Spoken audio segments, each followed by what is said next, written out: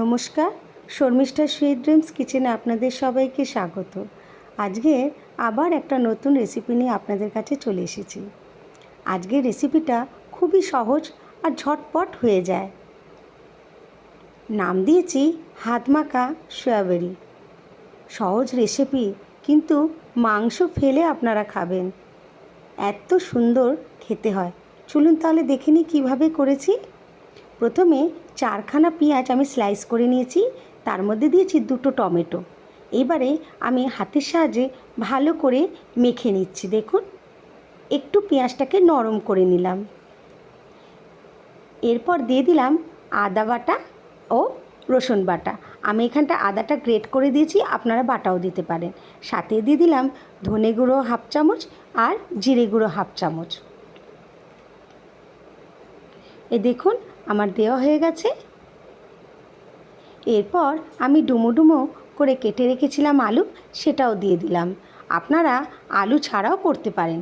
এর মধ্যে দিয়ে দিলাম 3 থেকে 4 চামচ তেল। সাথে দিয়ে দিলাম 1/2 চামচ হলুদ গুঁড়ো ও কাশ্মীরি লঙ্কার গুঁড়ো 1 চামচ। আর তার মধ্যে দিয়ে দিলাম সয়াবিনটা কিন্তু আমি গরম জলে একটু ফুটিয়ে নিয়েছি, সামান্য একটু তেল আর নুন দিয়ে। ভালো করে মেখে নিয়ে আমি স্বাদ মতো নুন দিয়ে দিলাম। খুব ভালো করে কিন্তু মাখতে হবে, তাই এর নাম দিয়েছি হাত মাখা সয়াবড়ি। সব মশলা যেন ভালোভাবে মেখে যায়। এরপরে আমি প্রেসার কুকারের মধ্যে দিয়ে দিলাম গোটা গরম মশলা। আপনারা কড়াইতেও করতে পারেন। এই দেখুন, এবারে আমি দিয়ে দিলাম সয়াবিন মাখাটা। আর সয়াবিনটা কিন্তু অবশ্যই খুব ভালো করে সেদ্ধ হয়ে যাওয়ার ফলে জল দিয়ে ধুয়ে নেবেন। 3-4 বার জল দিয়ে কিন্তু ধুতে হবে, তবে কিন্তু সয়াবিনের যে কাঁচা গন্ধটা সেটা চলে যাবে। আর একদম মাংসের মতন খেতে হয়। সত্যি বন্ধুরা, একবার অন্তত করে দেখবেন। একটু ভালোভাবে নাড়াচাড়া করে নিচ্ছি। দেখুন,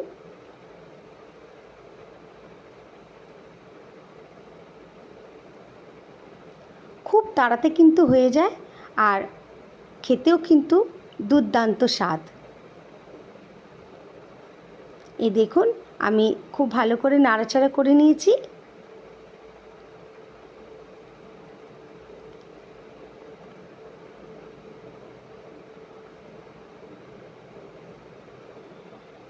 একটু কষতে হবে, তাহলেই কিন্তু এর স্বাদ আরও ভালো হবে। আমি একটু কষে নিচ্ছি।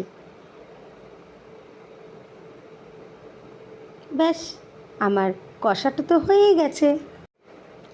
এরপর যেই বাটিতে আমি সয়াবিনটা মেখেছিলাম, সেইটা মধ্যে জল দিয়ে আমি কিছুটা জল এর মধ্যে দিয়ে দিলাম। সাথে দিলাম মিট মশলা 1 চামচ। খুব ভালো করে নাড়াচাড়া করে নিলাম। আপনারা ঝোলটা বুঝে করবেন, এর মধ্যে কতটা ঝোল রাখবেন। ব্যাস, তারপর কি সিটি মেরে নিয়েছি।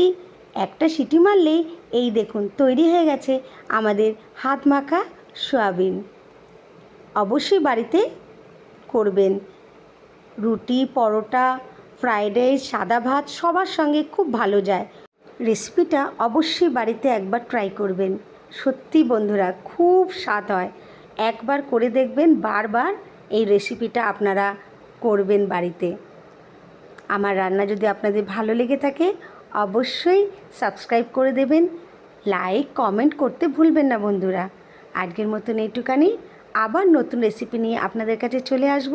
সুস্থ থাকবেন, ভালো থাকবেন, আর এরকমই ভালোবাসা আমাকে দিয়ে যাবেন। কেমন? টাটা।